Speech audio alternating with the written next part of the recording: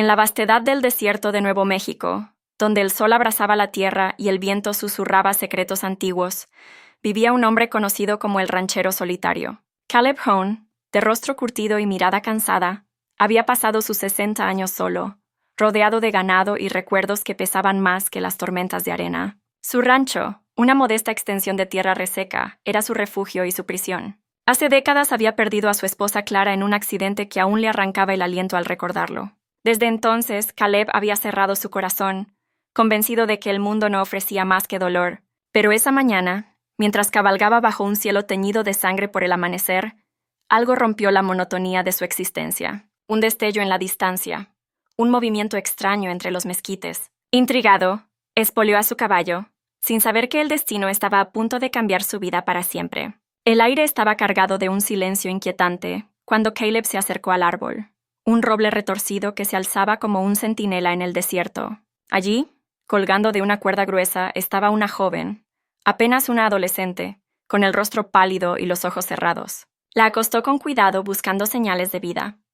Sus párpados temblaron, y un débil gemido escapó de sus labios. «Aguanta, pequeña», susurró Caleb con una voz que no reconocía como propia, cargada de una urgencia que no había sentido en años. La llevó al rancho, su corazón dividido entre la rabia por lo que había visto y una chispa de esperanza que no podía explicar. En la penumbra de su cabaña, Caleb cuidó de la joven apache, a quien llamó Sol por el brillo que vio en sus ojos cuando finalmente los abrió. No sabía su verdadero nombre, pues ella apenas hablaba, atrapada en un silencio que parecía más profundo que el miedo. Le dio agua, limpió sus heridas y le ofreció un plato de sopa caliente. Cada gesto de Caleb era torpe, como si hubiera olvidado como ser humano, pero algo en Sol lo conmovía. Sus ojos, oscuros como el cielo nocturno, guardaban historias que él no podía imaginar. Durante días, ella permaneció en la cabaña, recuperándose lentamente. Caleb notó que evitaba mirar el cartel, que había guardado en un rincón como si fuera un veneno que no quería tocar. Pero una noche, mientras el viento aullaba afuera, solo habló por primera vez. «Me llamo Aileen», dijo en un susurro, «y no tengo a nadie». La confesión de Aileen desgarró algo en Caleb.